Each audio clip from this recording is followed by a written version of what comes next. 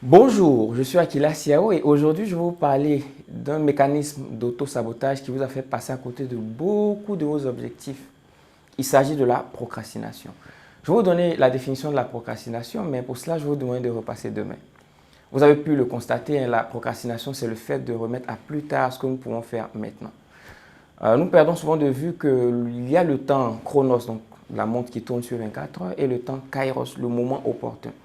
Et très souvent, nous n'utilisons pas le temps opportun, le moment opportun. Nous croyons avoir le contrôle sur Chronos, la montre qui tourne. C'est une grave erreur. Quelques raisons qui vont expliquer la procrastination. Nous pouvons avoir le stress. Vous avez une tonne de boulot comme ça. Et puis, à cause du stress, vous faites l'évitement pour ne pas avoir à penser à cela et vous donner un sentiment de contrôle sur la situation. Ça peut être dû aussi au perfectionnisme ou à un manque de confiance en soi.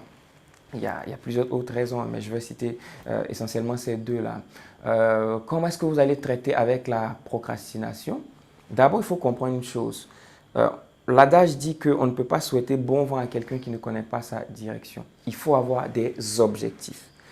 Mais quand vous avez des objectifs, il faut avoir aussi un plan de croissance. Donc les objectifs, c'est la destination, le plan de croissance, c'est la direction. Et en fin de compte, c'est la direction qui détermine la destination. Deuxième chose à comprendre, c'est que si vous voulez traiter avec la procrastination, vous devez comprendre que la discipline est supérieure à la motivation. C'est bon d'être motivé, mais n'attendez pas d'être motivé avant de faire des choses parce que ça peut être de l'immaturité. Il n'y a que les enfants qui ont besoin de bonbons avant de faire leurs objectifs ou atteindre leurs objectifs ou faire des exercices. La motivation, c'est le fait de faire ce qu'on doit faire parce qu'on doit le faire, pas parce qu'on est motivé. La motivation va vous permettre d'évoluer de temps en temps, mais la discipline va vous permettre de croître de façon constante. Très important de le comprendre. Et donc, ayez des objectifs et un plan de croissance. Et surtout, surtout, n'oubliez pas que la discipline est supérieure à la motivation. Et puis, dernier tips que je peux vous donner, c'est de vous faire surveiller. Dans les débuts, trouvez quelqu'un qui va vous aider, quelqu'un qui va vous aider à surveiller tout ça.